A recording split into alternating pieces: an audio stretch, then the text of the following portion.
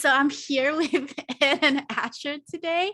And actually, Ed and I had another video that we did before where we kind of started talking about superhero redemption therapy. And then I kind of disagree with something he was saying, but like the video was already like 45 minutes. And I was like, you know what, maybe we should stop this video and actually have Asher come in because he's the one that's actually doing this whole thing. So we got him. Hi, Asher. Yes. And by the way, the reason why I really wanted, I know we both agreed, it's not like we were in disagreement or anything about having Asher over, but from my end, my opinion, based on the whole trend and the phenomenon of comic books being a part of psychology now, Asher started this thing way before it started being accepted. In my view, to my recollection, even before, I mean, I think it was around the time with like Dr. Scarlet, even before she came up with the books. I think the way he did Asher's area, I would say, is forensics, for the most part, right? Yeah. A lot of the work is also with sex offenders, and the times I've seen him in action doing clinical work, I love him. I'm not saying this because I like you as a brother, love you as a brother and all that. But I to this day, even when I'm going to meetings or like professional, I haven't seen someone do it like Asher does it. So that's why I wanted really strongly to have this guy here today to share his perspectives. He's done. Well, you can't just like say that and not explain. Like you have to tell us. Like, how does he work his magic? Well, one time we were give us an example. Sure. We were doing a group for a sex offender treatment group, and he incorporated co-facilitating. Yeah, but I was sharing you mostly, I would say. And you introduced the idea of like Superman and other superheroes and how they go into the redemption. I've heard stories about how we were in treatment meetings, and he would share how we would incorporate psychology of the Joker or Batman. And for me, it was like, I would have never, there's no books on this. Like it's just his own imagination, but it works so beautifully how he blends it in. And I remember even patients being like in awe, like, holy crap, I didn't even see those connections, but it tied. So I'm like, damn, dude. I was like, good creativity. I have no, like, it was great. Yeah, I was like, damn, that was beautifully done. Yeah. You remember one time crying that you introduced like the idea of compassion, and he shed tears saying like, I want to be different. I don't want to do the same mistakes from the past. And I'm like, man, to get that effect in that kind of population, it ain't easy, I would say. So it was very impressive, very nice to see his work. Sorry, I'm gonna let Asher explain his cases or examples of how he does it, because I honestly don't, I can't do it justice because I don't share his creativity with that. It's something I'm still kind of like learning to do. I've done it really minimally with like kids before, working with them, and like, I feel like the Hulk with the anger. And I would say, okay, well, I don't know if you know this, but Dr. Banner actually doesn't like the Hulk. So that's how I would incorporate it. But Asher went even deeper with that. So hold on, Ed, I'm going to stop you here. So your microphone keeps rubbing against your shirt or something. Yeah. So like if you could either like not move or hold it to your face when you're speaking, either one will work. Yeah, that makes sense. Because otherwise we can't really hear what you're saying.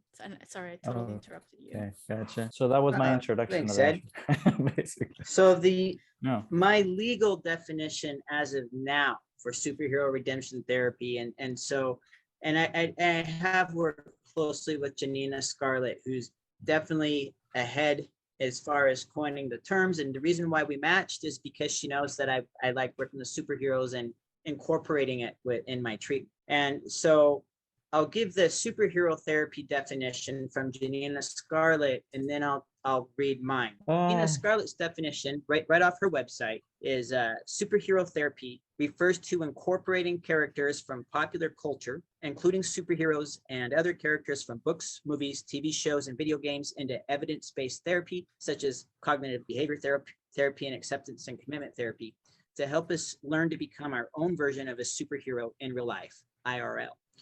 Superhero redemption therapy says the use of an offender's connection with a fictional character or non-fictional figure in conjunction with evidence-based therapies to motivate the offender on their road to redemption.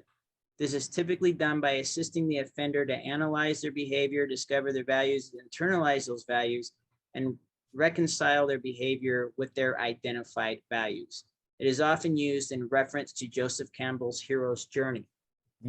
Now, I work with men and women who have done things that are, unspeakable acts that it's very shaming to themselves.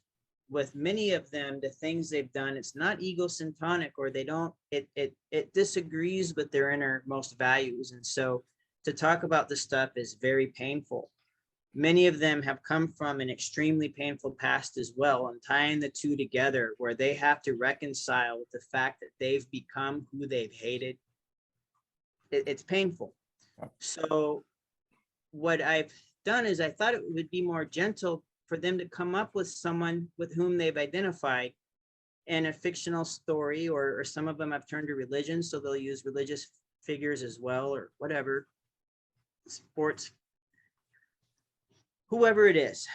And so, or they can't even identify a positive fictional character with whom they can identify. That's how hopeless they are. We're speaking to all that, and it's a lonely, painful. And so what I try to let them know first is the reason why these superheroes, and some of them laugh at it. They're like, so there's a group of, I'll give a couple examples. I remember when I had to run a group of women who were doing substance abuse. They're federal probationers who served federal time in the federal state penitentiary and for transporting illegal narcotics, either across state borders or between the U.S. and Mexico, most likely if they're stationed, or if they're down here in San Diego. And many of them, throughout their drug use and throughout their criminal history, they lost custody of their children, like they were adopted out. Many of them, there's no way they will ever have that maternal authority over their child again. Some of them, they might be in contact with them, like their grandmothers, the children's grandmothers maybe raised them or something, but it's very, very hard on, it was difficult for them to find their sacred feminine. And I'm not used to working with women, I'm used to working with men. And so it was very scary. I begged my supervisor not to make me work with these women. And for self-disclosure, I myself had to be raised by my aunt and uncle because of my mother's drug history. And so I'm like, this is triggering me. I'm a G3 graduate student. I don't want to deal with these. I'm gonna hate them. I told this to my supervisor. If any of you know Rob Puritan, he looked at me and said, I'm looking forward to your learning experience. I'm looking forward to witnessing you grow through this, is what he said. Oh, yeah. That's right. So I would liken them to Wonder Woman. And I'm telling you, I thought they were going to kick my, I thought they were going to beat me up. I really did. They didn't think it was anything. They hated it. They hated her, but I would just very easily or gently and with and ease into this idea of Wonder Woman. And I would explain to them who Wonder Woman is, that she's so powerful because of her compassion, that no matter how full of fecal matter life can be, Wonder Woman stays compassionate and kind and honest. And she believes in herself, and she's mocked, and she, and part of her innocence is due to the fact that she chooses compassion and kindness above all else. Well, these women would come in just, no hygiene really is. I mean, I'm sure they took showers, but that's about it. Their clothes were kind of grungy and baggy, and they didn't really take care of their appearances at all. And I didn't quite know how to address it, but I would say things to them because some of them have had their own sexual abuse history. I wasn't there to address that. And so what I would say, I would talk about how Wonder Woman, she wasn't going out flaunting things, but herself and stuff like that, but she had grace and confidence because she knew that she wouldn't have to sell herself out for any value less than her already established virtues. And men can appreciate her beauty, and she didn't have to be afraid of that.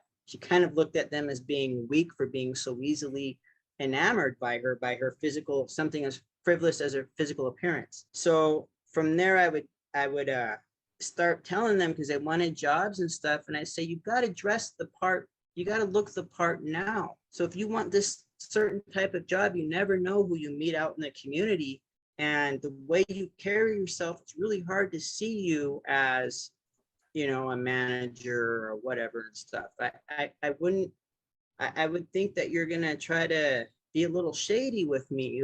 You don't look the part. Maybe start dressing the part a little bit, and you might feel like an imposter or a fraud, but let's just see how you feel, see how you carry yourself. Little by little, these women start, looking like business professionals, wearing makeup even and stuff. And it was wonderful to see. And I just tell them things like, I really like how you're carrying yourself today. Tell me about your week. Tell me about that. Well, by the end of their 12-week cycle, most of them started that group at the same time. And it's about 12, it's just under a year. Yeah. I remember they spoke, because I think out of the 12 women in that group, 7 or 8 of them, a good majority of them are graduating it was their final week. And so what they did is they decided who would be the main spokesperson to thank me. And what she said to me, I will never forget. She said, I had my master's degree. Asher, when you first presented this Wonder Woman crap to us, we thought you were crazy. We thought you didn't know what you were talking about. We thought you were on the wrong field because you weren't seeing us.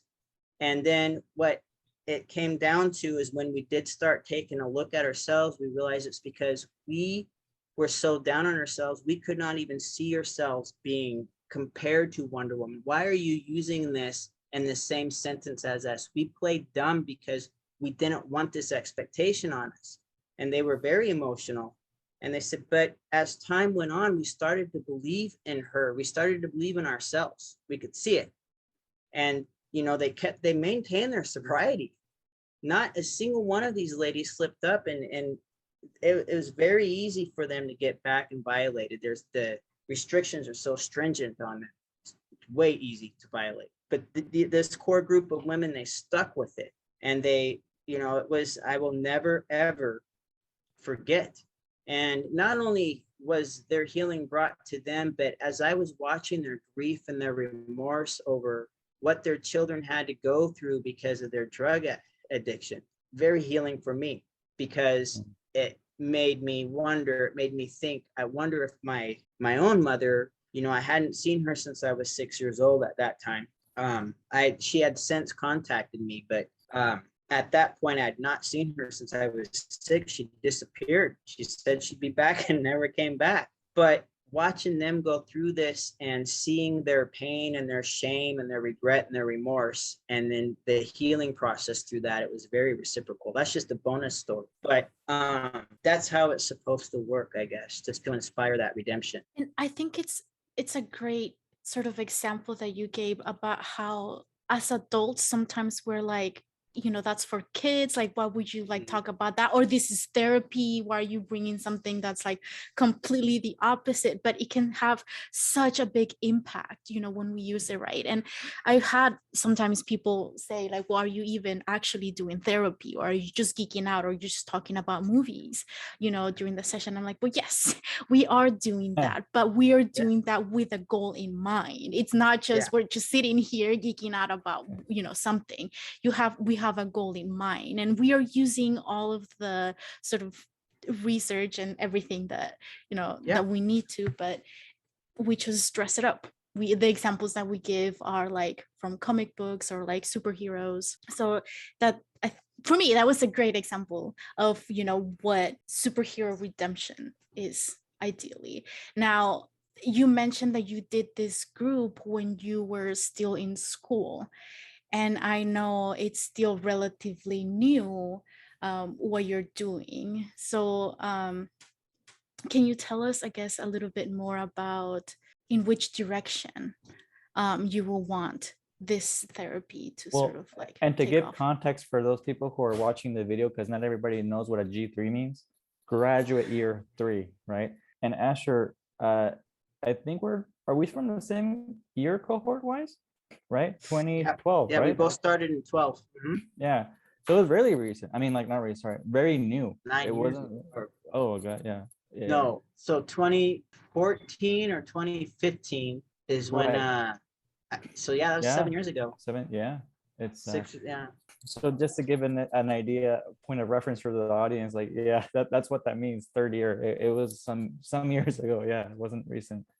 Where I would like for it to go is what I've had in mind too is just fun little studies, but informational studies to sort of add to it, because I love doing assessments and stuff too. But I thought it'd be kind of neat to start doing some personality assessments and comparing them to favorite superheroes, where eventually I might categorize it, Batman or Superman, and just seeing like, which people are people like on the MCMI, for instance, are the ones who, like Batman, more prone to scoring higher in narcissism, or Superman, who knows, or whatever, or anxiety, or something. I don't know. Yeah. Just they've done really interesting studies. Very recently, well, in the prison at RJD, I was running a group of lifers. These guys, lifers, they're sentenced to life. And a lot of these men were way younger than me, even still in their 20s, and they already are serving a life sentence. And when I was asked to run that group, I was thinking that will probably be the most depressing hour and a half of my life for this duration. Sure. But they were so inspirational to me, and they geeked out on Star Trek. And so it was kind of neat, because you learn a lot from these characters, from these guys, because they're regurgitating it back through their lens. Now, let me backpedal a little bit. The reason why I like to reference to Joseph Campbell's hero's journey is because he talks a lot about archetypes. And Joseph Campbell studied all these epic tales, and why these tales, some of these, like, that they're over 2,000 years old. And he differentiated between the ones who were able to relate to today and today's society across various cultures, versus the ones that kind of fell off. And he realized that it's because those epic tales are the story of us, the hero's journey, and how there's this cycle of what we go through.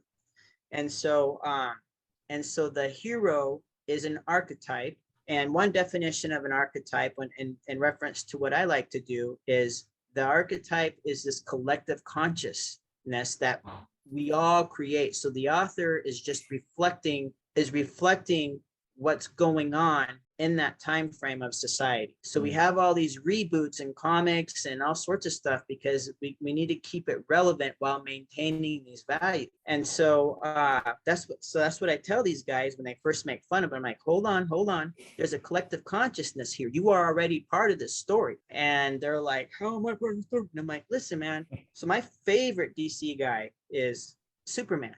Well, not so much Superman. He's cool because he flies and stuff, but really it's Clark Kent. Clark Kent is the one who was bullied and overlooked and underestimated and all this kind of stuff. But like Wonder Woman, he chose to stay kind. And he kept taking all the bullying and all that kind of stuff, because that's what kept him connected to humanity. And also, it helped him to realize which one needs the most help. He had to hold back a lot in order to humble himself and be great for that time when he comes to greatness. And it's a good reminder of patience, really.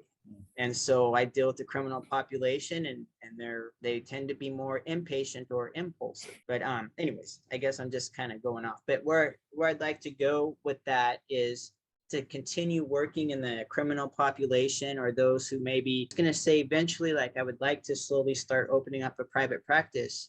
And I want to target not just the criminal population, but maybe these guys who haven't been caught by the criminal justice system yet, but definitely engage in behaviors that are pretty dark. So No. Okay, I'm not even gonna bother. So I have a good question that I'm gonna write down before I forget. Elizabeth said, "Don't tell me what to do. I do what I want. It's my meeting." It's funny. So now that I think of it in retrospect, so Asher and I worked together in my first internship, which was Sharper Feature, right? I worked with Elizabeth in a psychiatric hospital for the first time, and to my surprise, this is not the surprising part, but her favorite character is Loki. The surprising piece was the psychology that she implemented to Loki. I'm like, what? Like, it was deep. Yeah. A lot of psychology in a trickster. Oh my God. Yeah. So I was like, oh man, and I was wondering, like, have you met Asher? Like, it's yeah, but you're talking like birthright and adoption and God. rejection and all sorts of stuff. And she then would his say, sexuality. Yeah. I don't mean to put words in Elizabeth's mouth or take him out, but she would say that she described him as more than a hero, if I'm not mistaken. And I never thought of Loki as that. I was like, what? I was like, okay. So I was introduced to Loki because of Tom Hiddleston's portrayal, and the way, like, and I started liking Loki because I saw a lot of interviews where he talked about the psychology of Loki, like the reason why he would do all these things, and I was like, wait, what? And then that's when I started like thinking, and I think he's like one of those, like, I guess heroes, but not heroes, who has like a lot of potential, like a lot of, like, he's very human. He's very human. Yeah. And like where he has the potential to be a hero, but sometimes he chooses not to. And then I'm like, but that's so human, because he has like a long history of like trauma and like all these things that like sort of happen in the MCU that sort of explain why he's like that. And I'm like, yes. Long time no see, everybody. Okay. So I really like that you said that, because I have this tendency to like get really excited about things, and then I'm like, yes, let's do it now. Everything, like, everyone needs to know about this stuff. So I was just thinking, like, not everyone sort of works with the population that you work with, but the work that you're doing, or the way that you're applying like superheroes or like comics into like the session, is fantastic, according to me and Ed. So I hope that you pretty soon write a book or make a YouTube series or something on all of this, because I think this is something that we all need. So Ed mentioned earlier about how much I like Loki, and I had contacted you about doing a collaboration, because when I was watching the new series, there is something, I can't remember what he says. So I think this is sort of like how I think about the type of work or the type of therapy that you're doing, and I want to see what you think about it. You kind of dropped off at the last part. Is it because you're looking for his line? Is it the yes for so nearly every living thing? The what? Is the line you're looking for that for nearly every living thing, choice breeds shame and uncertainty and regret? Is it that one? No, or is the one about being no one's ever truly bad? That one. Yeah. So, and I think we had done a collaboration before for my Reframing Reenchant series, but I wanted to do another one because then I saw this quote and I thought of you and the work that you're doing. So the quote is, "No one bad is ever truly bad, and no one good is ever truly good." And I was like, yes, because we are all human. We all make mistakes. We all do things we don't, or say things we don't mean, or we get caught up, or like, you know, we see the world based on what we know. So if all we know is violence and betrayal and lies and all kinds of horrible things, we're going to come to expect it. That's how we're going to behave, right? Or sometimes we are really struggling with something and that colors how we see or how we perceive everything. Absolutely. Yeah, and that's why I really like Loki, because Loki has this sort of like great potential to be good, but he's not always good. And like he might want to do good, but he goes about doing it maybe not the right way. And then I'm like, that's so human. That's how we get in trouble sometimes. You know, we're trying to help someone, or we say something trying to help people, and then they're like, no, what are you doing? Like, stop butting into my problems or whatever. So yeah, I just wanted to get your perspective. Some of my, I think that's beautiful. Some of my addicts really relate to Loki because, you know, people believe in him. First of all, they're extremely good at convincing their loved ones that this is it, this is their last time. Part of it is probably because in that moment they do believe it. And the other part of it is because they'll do anything to get their next fix. And you never know what to believe. You just know as the loved one, you become so exhausted by it. So these addicts, they start to hate themselves, and they hate themselves because they keep failing on all these promises. And so, and I think like this thing about Loki, it's good. Like there's self-acceptance, and first, you know, and you gotta grieve the fact. You have to have the courage to go through the grief in order to accept the pain from whence you've come. And you cannot truly connect with another human being without connecting the pain. It is impossible. There's this, we don't have time for it now, but there's this beautiful thing called the Red Hand Files. And oh man, the way he talks about self-forgiveness was incredible. You can't forgive yourself, you know, after you've molested a child.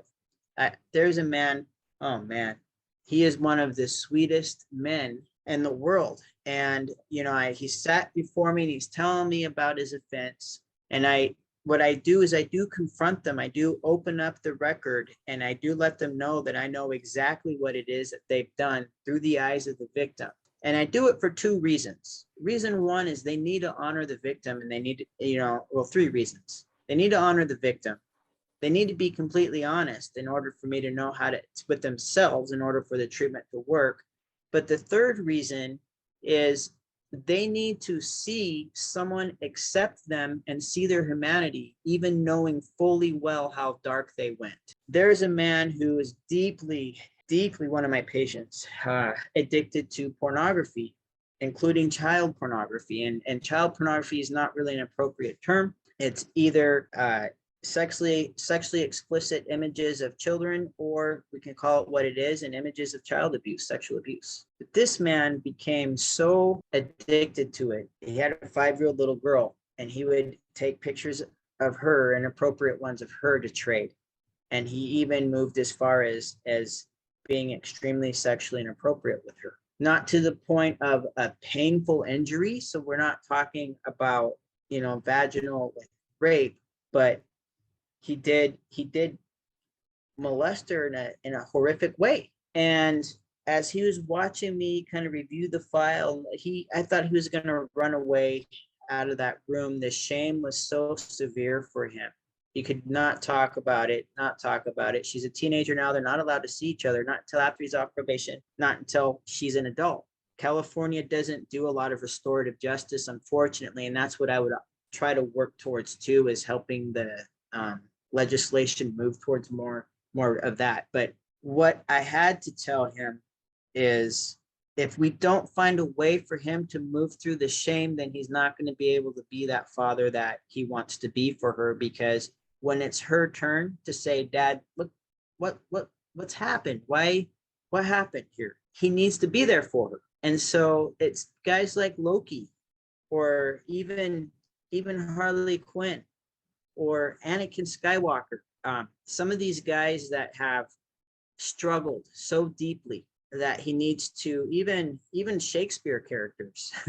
The greatest heroic trait about most of the Shakespeare characters is the exact thing that brings them to their demise. And there's a lot of these Greek and Roman gods and stuff like that. And so I explained this to him, and it's wonderful watching him move through this shame process where he can look me in the eye and say, yes, I did this. And he's preparing himself. And even though he's not allowed to see his child, he makes sure that, you know, he works and he saves as much money as he can, because the mother will still talk to him. And he gives money, makes sure that she's got money for prom, school, whatever it is. He's still doing it, even though he's not reaping the instant reward. And he's finding positive male role models, which he's never had. It doesn't. Go ahead, Ed. Sorry. Question.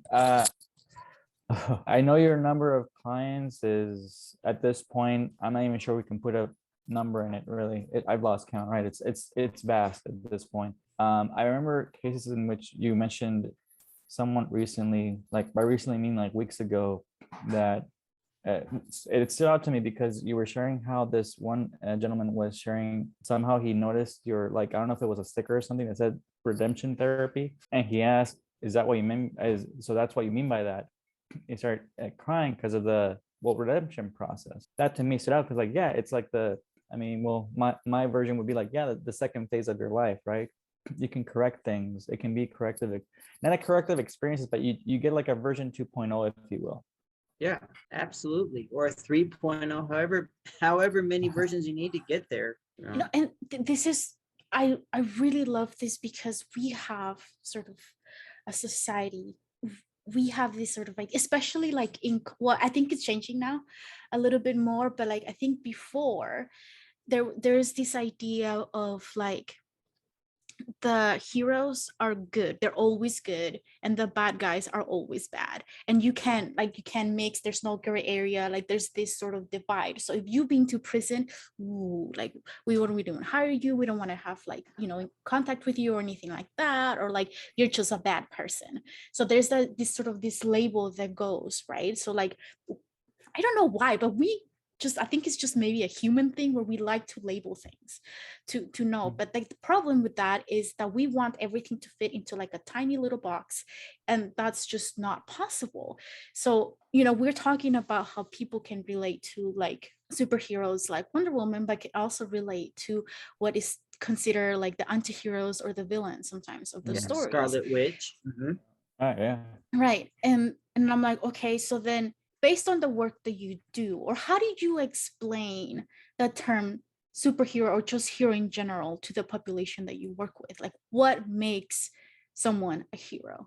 So they kind of define it for themselves. It's someone that doesn't make them feel that they're the only one. One of my guys that I worked with, I'm still working with him. Gosh darn it, when I first started working with him, I was like, nope, this isn't going to work out. No way. And I'm sure he was feeling the same way. And so finally, you know, we generate some rapport and stuff. And he wasn't really trusting me because this is a CPS case. The CPS is hiring me. So of course I'm part of the system. And I said, well, I'm not going to lie to you. They are the ones paying me, but it doesn't mean that, you know. He goes, well, I'm not going to admit anything to you. I mean, hey, yo, I see we have. So eventually it's like, just kind of let him know my style. Talk to him about superhero redemption therapy. So his favorite guy since childhood, he's had a very rough childhood, was Wolverine. And he's got a number of anger issues. And unfortunately, these anger issues have brought him to the point where now he's forced to come to therapy, and the system is thinking about he's losing custody of his kid because of his anger issues. And so then I said, you know, it seems like that anger, that Wolverine helps you get through everything you needed to get through as a kid. That's great. But it seems like you've outgrown those defenses. And I think we need to move on to another hero to look up to. What do you think? Oh, what do you mean by that? I'm just saying that I think Wolverine's cool, but I want you to know that he doesn't like being so violent all the time. He tries to tell people stop. He's like, yeah, me too. And they don't stop. And I'm like, but it's your little girl, man. You don't know how to control it for your little girl. So I'm wondering if there's another superhero who knows how to control his rage. You go find one. I was thinking that he would pick Batman He already knew I'm a superhero or a Superman guy and stuff. We, we'd talk back and forth. We'd geek out together. So then a couple weeks later, he's like, well, I've been thinking about Superman. I've been watching all the Justice League stuff and I kind of like Superman. I'm like, okay, we went from Logan to Clark.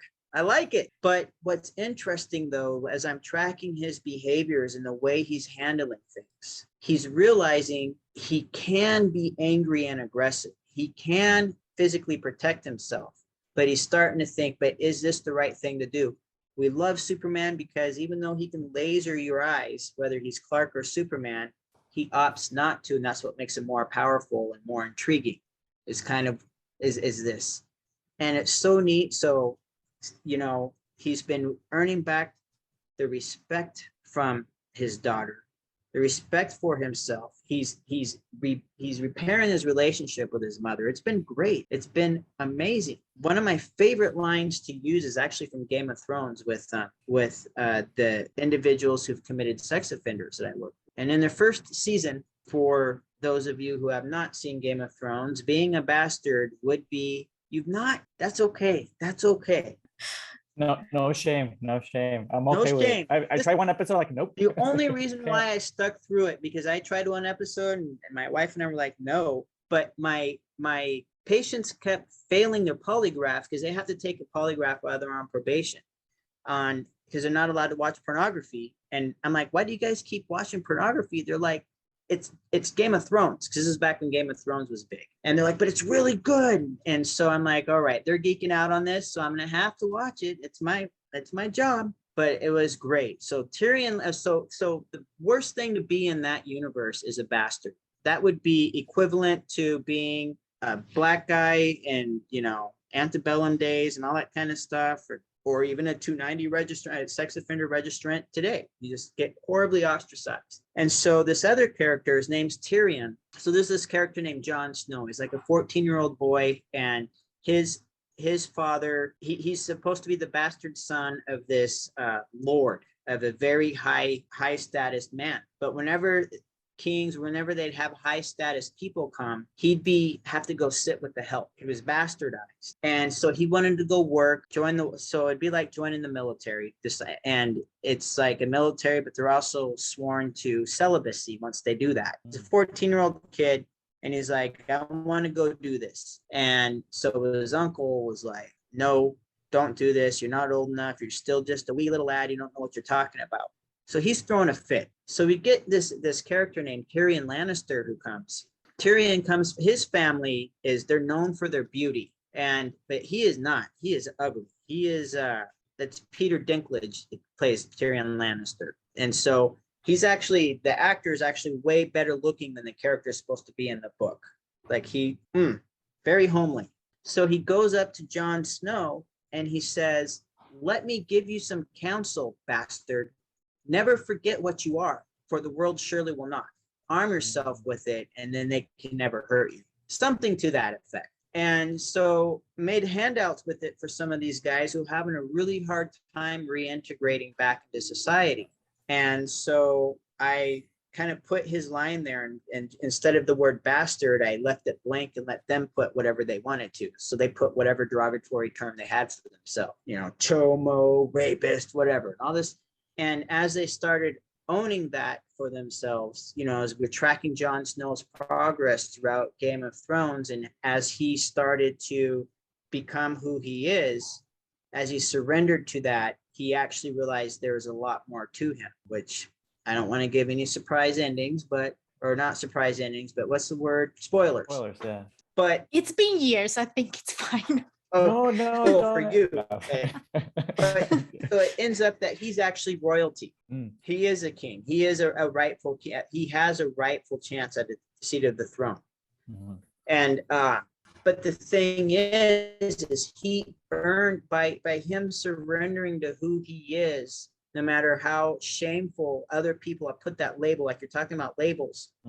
We give meaning to these words. And I think Salma Hayek says something very nice. Like if I scream at you and insult you in a language you don't understand, it's almost laughable. It just falls off you. It's nothing. But if I say it to you in your language, all of a sudden you get offended. And so we give meanings to labels. So as Jon Snow started owning his label, and like, yeah, this is it. This is who I am and what I am. So like, but he earned the respect of so many people everywhere he went. It was respect, respect, respect. People were in awe of this bastard. And so I'm not trying to give false hope that in today's world that people are going to be in awe of a registered sex offender. But what they can do is they go out there, they get hired, and they rise through the ranks with these companies that are giving them chances. It's neat. I could just sit here for hours and have you just like tell me all of the, you know, examples that you have from you know, different clients and stuff. I think this is absolutely fascinating. And I really do hope that you write a book pretty fast on this. I want to. I've been feeling a little I've been feeling some inspiration for it. So, oh, well, quick question, man, because I don't think I've ever asked you this before.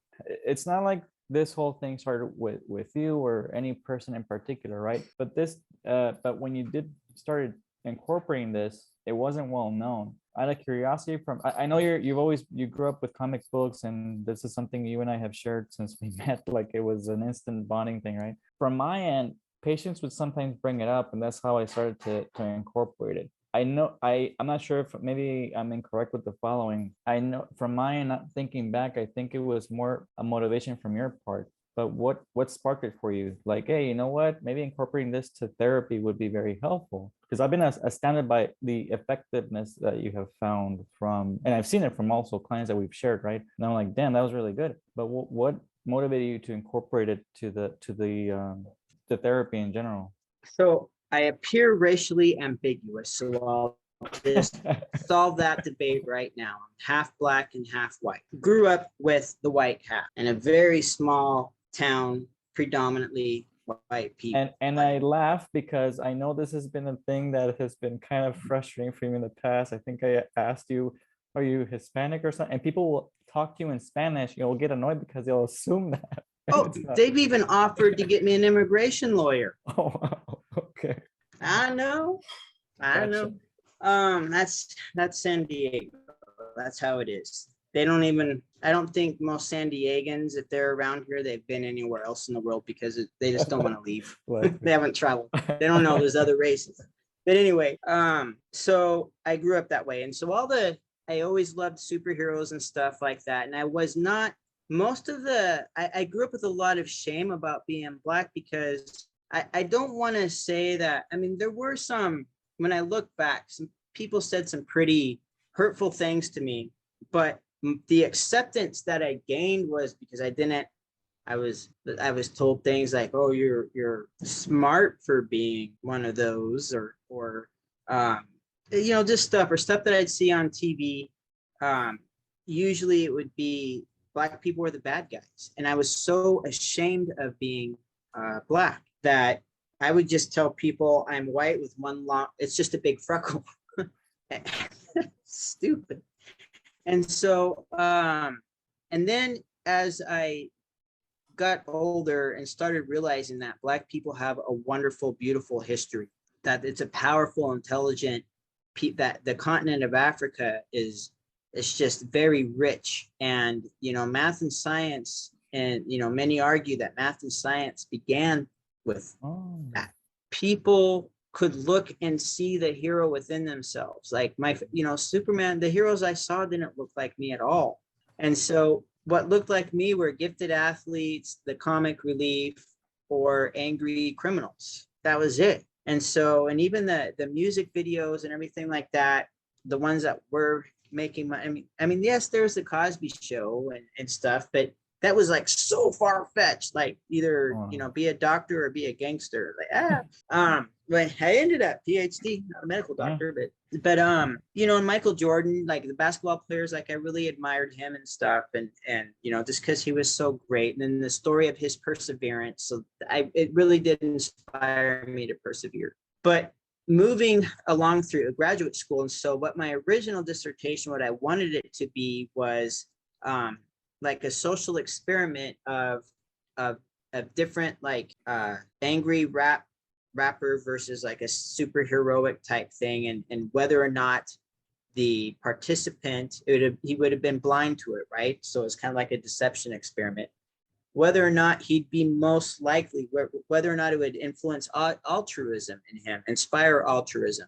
So then I would have the, what do they call it? It's been so long, the incumbent or whatever, fake like she fell or dropped something, and which person would be more likely to help. And so that it didn't work out, but just, it kind of was just natural to me. I didn't come into psychology grad school with the idea of superhero therapy. It's just as I started moving into practicums and working with people, and even as a police officer, I guess it was kind of like that too. It was kind of natural. It was like the way I was able to see the best in me. This is how I learned how to see the best in me. So maybe I can teach you that without really knowing this is what was going on.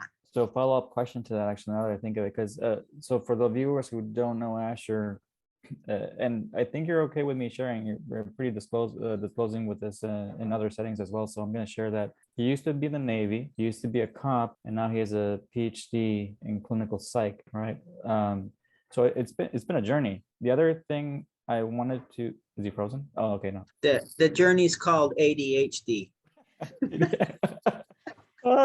It's because of all of that experience that you're able to do this now, because you've seen sort of like something from a lot of different perspectives. So you agreed. Yeah. Yes. And it's good. That's what it is. Yes, the follow-up question is, it was your plan the whole time. Sorry, it was a goal. Yes, it's everything coming to a plan.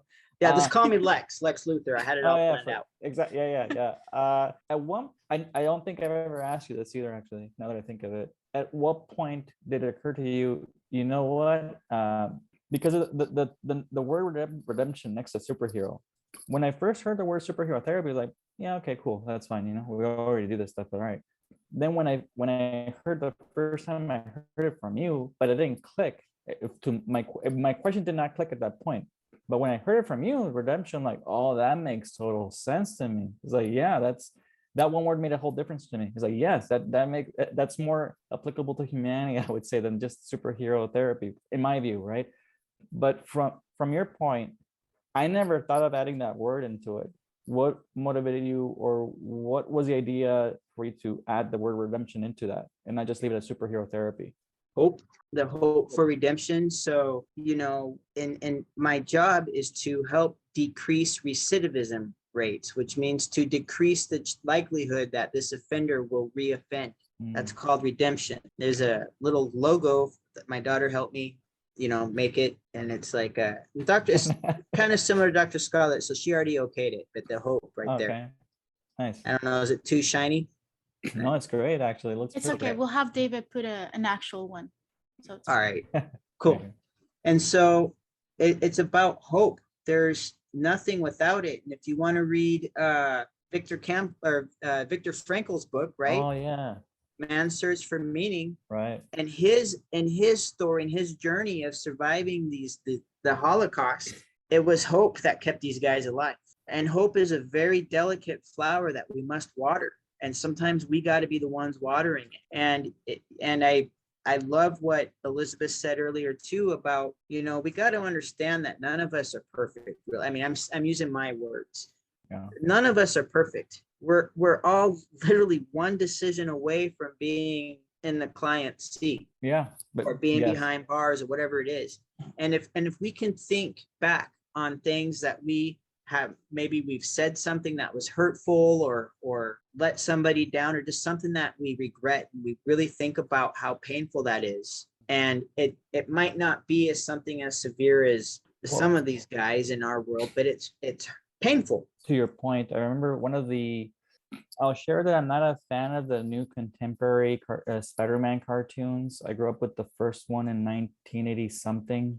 That was a kind of long one, like the original X-Men series cartoon. But there was one episode, I forget which series this was, with Spider-Man, in which Deadpool made an appearance, and they were fighting. But there was a point in which Spider-Man got Deadpool to share about his background. the abuse he went through and all that. And at some point, Spider-Man says, you know, in his own monologue narrative, he says, wow, this guy, we're basically the same person, but all it would have taken for me, I could have easily gone his path if certain little things here would not have turned out the way they turned out to me. So it goes to your point, yeah, like we're just like a couple, 2 factors away from it. We could have been, but we didn't. Right. Thought that was really powerful. Yeah. I mean, Spider-Man always quotes his Uncle Ben.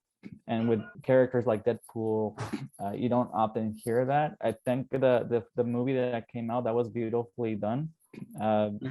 Even though he's more of an anti-hero with like killing people like Venom and all that. That'll be a discussion for the next episode. The next video. Yeah. Well, you could oh, go ahead. Yeah. I'm sorry, Ed. No, that was I'll leave for the next one. Go ahead.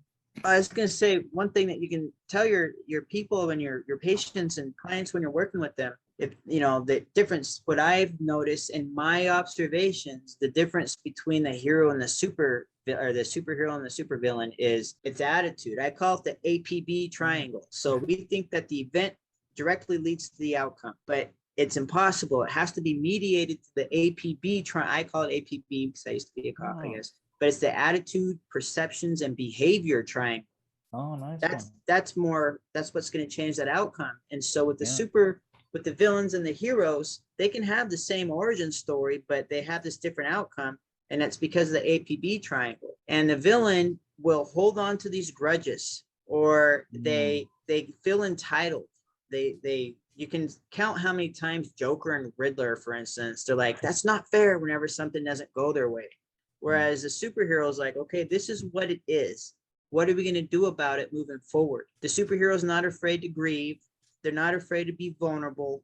And they're not really afraid to ask for help. And when they do get a little cocky and think they don't have help, they have a good social support system that's going to say, yo, yes, you do need us. Yes, you do. And what's funny and the villain doesn't have a support system like that. And ironically or not, one of the biggest risk factors for recidivism or repeat offenses is having a poor social network, not having a group of people that are going to call you out on your bull fecal. Well, it's all about the protective factors, right? I think yeah. Did I make it? I didn't make a video. No, yes, I did. So I kind of made a video talking about this, but I was talking about a character. I don't know how much into anime you guys are, but I was talking about a character from the anime Naruto, where he like kind of like killed his whole family. But there's like a bunch of other, like this universe is kind of like really big too. You have so many characters that have done like really bad things, and then they have like redemption arcs and whatever, they become good. And I'm like, but how come they didn't become good, or why did they make the decisions that they made? And it all was based on what you were saying. Like some of them had people that were like, here, come over here, let me help you, or like focus on this instead of that, or like they have like a sort of reason to continue going, and like other characters didn't have any of that. It just kind of kept getting worse and worse, and they're sort of the way they saw things was sort of different as well. Oh, and I was going to add to both your points is that I was reminded of, speaking of comic books and anime and all, because I grew up with anime, well, Dragon Ball Z, but I didn't continue it, like Sailor Moon, all that kind of stuff, but like old school. And this goes into also like using like superhero therapy and all that I remember experiencing some shame growing up just by the fact of liking comic books and liking cartoons. And Elizabeth, you did meet Dr. Natchison, right? I think in the hospital. Did you get the pleasure of working with him? For a brief, no, not really. It's okay. So his biggest thing whenever we would talk about a client was, what does he like or she like, or they like? What is their inner kid like? And I remember from when I took my child therapy class in grad school, one of the last classes I took, for the first time I actually made peace with my inner kid with liking comic books, and the way my symbolism, if you will, for my sense of inner peace was that I actually bought my first picture frame of model comic characters but I wanted something kind of unique that was like different, not this typical like the whole group posing cool and whatever. So I bought, and I think Asher's seen it. I think you, Elizabeth, might have been to my house. I can't remember, but in my bedroom, I have the picture frame of like it's Spider-Man, the Hulk, Thor, Wolverine, Captain America. They're all sharing in a room comic books, and they're kind of messing around with each other, just kind of like not teasing, but just like being guys or whatever you want to call it.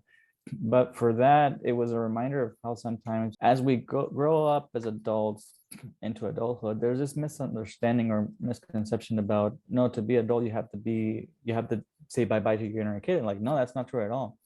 Actually, I think helps you remain human. Hold on. Hold your thought. We have less than a minute. I have to make another link. Oh, no worries. So this is like the third time that we have to like do another recording through Zoom because I don't have the extended professional version of it. Membership. And Ed and I still have tons of questions, and we would really like to pick your brain, Asher. So we want to do a part 2 of this video, because you said something earlier about like you were kind of differentiating like between a hero and a villain, and I really liked that. So I want to talk more about that. And I don't know if like that's what we call it now, but in the internet they're called like comfort characters, and that's like the ones that we identify with. Yeah. Okay. And then so I want to talk more about instead of comfort food, we have comfort characters now. Huh? Yes. Oh God. And Ed has been holding his questions, and I've been hugging them. So we do need to make a part 2. I could have shared some stuff earlier, but I know it's like I'm always mindful of times. Like that's gonna push it even further. I don't want to deviate from the conversation too much, even though it's kind of related. But yeah, the hero, villain, and anti-hero, and I have some ideas about. I never done anti-hero therapy. Well, I mean, if you could call it that. But I was, we'll make another session because I'm like, I don't want to start that kind of worms right now. And also because I have been trying to reach out to a lot of other sort of mental health professionals that use geek culture in in their sessions or whatever, but you are the only person that I know that works with this specific population.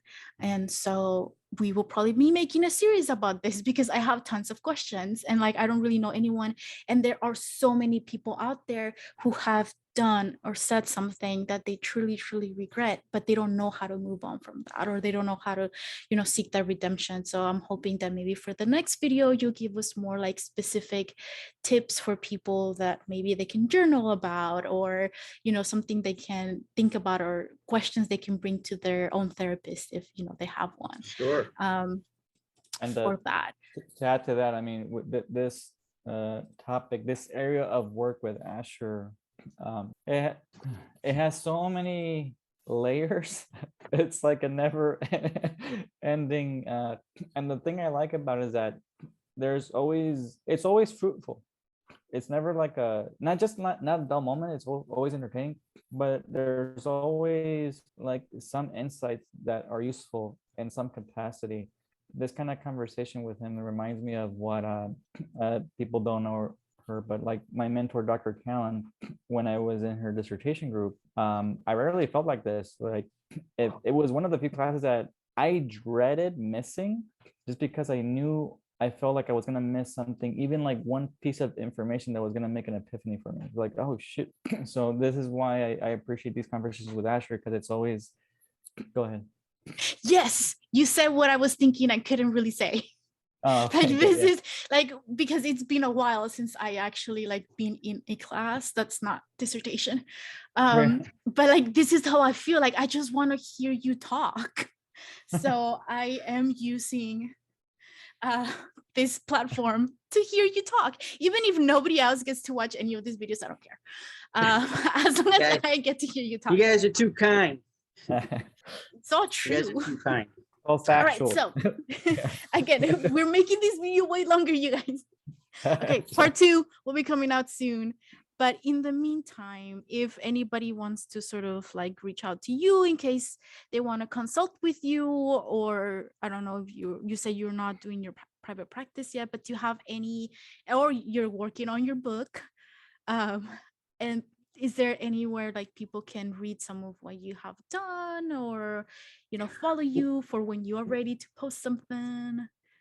Well, I have played a small part in these books. Oh, nice. Joker Psychology, Evil Clowns and Women Who Love Them.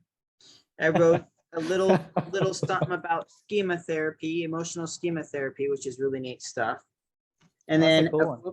and then of course, Black Panther. I had to be part of this right here, Black Panther: Hidden Kingdoms, and so I co-authored on a chapter in here with Billy San Juan. Oh, and nice. Okay. Ours was chapter 13. That is neat. It was so fun, man. It's so fun writing these books. So on that note, I do maybe this is not really right, because I always forget to say this, man, because of the Black Panther. So Asher, at one point, I think it was during the last years of our graduate experience in school, we would give each other gifts related to comics, like Star Wars and stuff, things like that, right?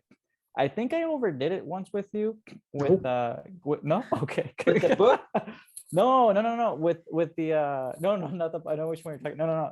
I gave you a poster that was so big about the Black Panther. I'm like, after I get it, I'm like, did I overdid it? Because I don't even know how he's gonna frame that one, but it's okay.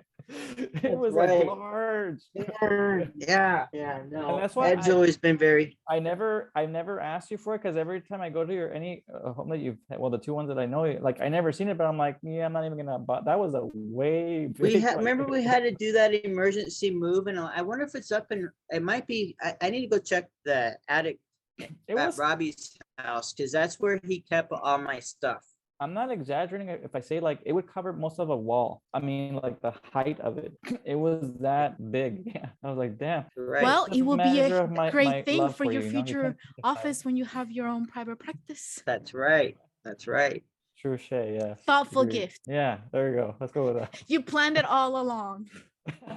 Yeah, you're too kind. Right, sorry, we totally interrupted you. Like, where can people find you? Oh yeah. No, so I'm kind of an internet ghost right now because I am busy. I'm just busy working all the time. But so you can do like Superhero Redemption Therapy. Find me on Facebook for Superhero Redemption Therapy. So it says it's at asher.johnson.superhero redemption Facebook. And then Instagram is at Dr._Asher_SRT for Superhero Redemption Therapy. And then Twitter at SHRedemption. We'll put it up. We'll put it up. I don't think you can really see it here. Kind of a little bit. And then I will be starting a blog eventually. I did start one, but I will actually be working on it and really what I want to write for the blog is like maybe quotes from these guys that I work with on their take on how they're actually implementing it, and because they teach me too. For instance, I think I started that story, like these prisoners, they're geeking out on Star Trek, and they were talking about how, and I still use it to this day, how you got Spock and McCoy and Kirk.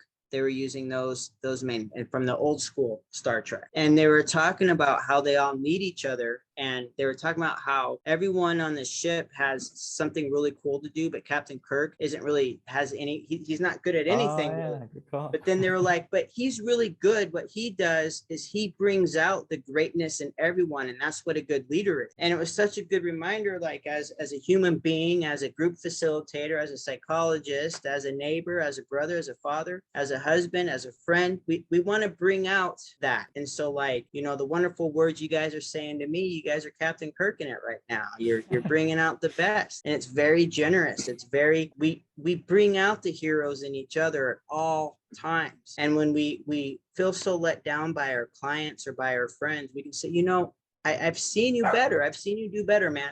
That act wasn't your finest moment, but you've done so many good things that it's okay. I know you're gonna figure it out. You're muted. I was like, oh, technology.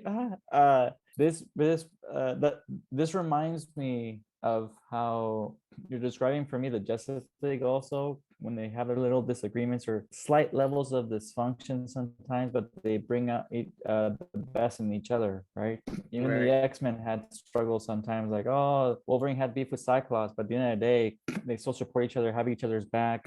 They worked as a, they well said. Right. Well, and then like the Justice League Unlimited, the animated, oh man, it's great. Oh yeah, it's so great because we're talking about a bunch of paranoid people that have to bring it in, and how they created this system of checks and balances, and how they've even had to, for the greater good, they've had to put their egos aside and work with people like Amanda Waller, Lex Luthor, and all this kind of stuff, man. Or even like in The Dark Knight was, so a lot of people, they're like, oh, Christian Bale's my favorite Batman, like he's Dark Knight is a little bit different than Batman, but whatever.